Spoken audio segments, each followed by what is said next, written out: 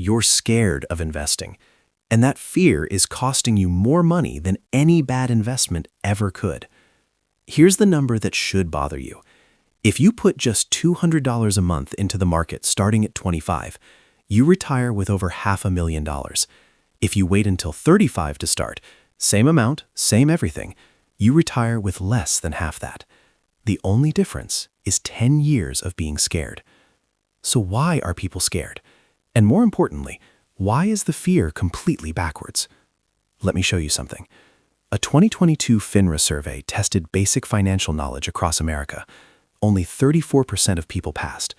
That means the person at work who talks about stocks like they know everything, there's a 66% chance they're faking it. The person who makes you feel behind, they probably don't know either. Nobody actually knows as much as they pretend to.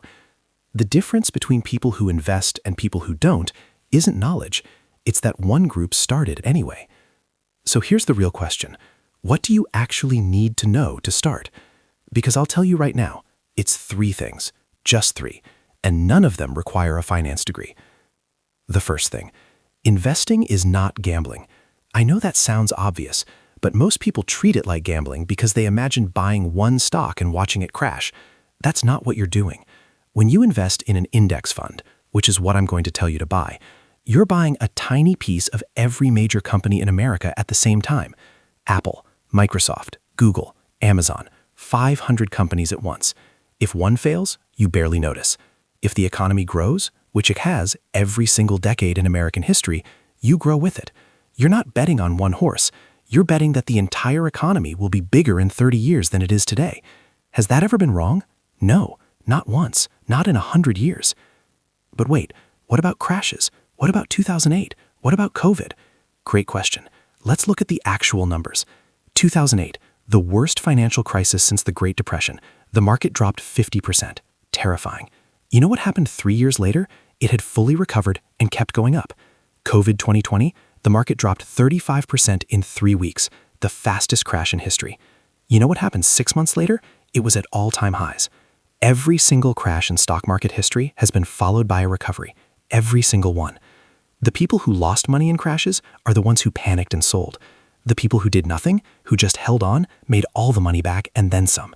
The market doesn't reward the smartest people, it rewards the most patient ones. Here's the second thing you need to know. You don't pick stocks. I want to say that clearly because stock picking is what most people think investing means, and it's the thing that's keeping them paralyzed. You don't need to analyze companies. You don't need to read earnings reports. You don't need to understand price-to-earnings ratios. You need one fund, a total market index fund or an S&P 500 index fund. That's it. This one fund automatically holds every major company in America at the same time. It rebalances itself. It requires 0 decisions from you. And here's the part that sounds impossible but is completely true. Over the last 20 years, this boring, simple, do-nothing fund has outperformed over 90% of actively managed funds run by professional investors with entire research teams. Not because index funds are magic, because professional investors charge high fees, trade too much, and try to be clever in a market that punishes cleverness. The boring option wins, almost every time. Now here's the third thing, and this one changes how you think about timing forever. Stop trying to invest at the right time.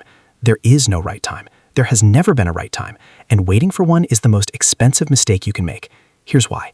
Nobody, not hedge funds, not algorithms, not the smartest people on Wall Street, can consistently predict short-term market movements. Nobody.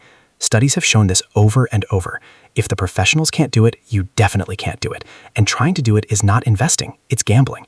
The strategy that actually works is embarrassingly simple.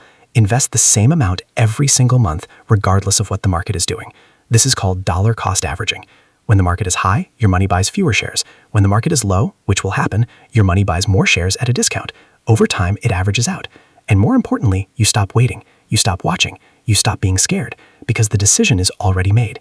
It's automatic. It runs whether you're paying attention or not. That's the secret. Not timing the market, removing yourself from the decision entirely. Okay, you understand the basics. Now here's the part that actually matters, the fees. Because this is where most people silently lose tens of thousands of dollars without ever knowing it. Not every index fund is the same. Some charge annual fees of 1% or more. Others charge as little as 0.03%. That sounds like nothing, but on a 30-year investment, the difference compounds into a genuinely shocking number. A 1% fee on a $400,000 portfolio costs you $4,000 a year, every year for doing nothing. When you pick a fund, look for the expense ratio. Keep it below 0.2%. Vanguard, Fidelity, and Schwab all have excellent options at near zero cost. One of these three. That's all you need to choose between. Now let's talk about where to put it, because the account you use matters almost as much as what you invest in. Most people just open a regular brokerage account and start buying. That works, but there's a better option that most people ignore, a Roth IRA.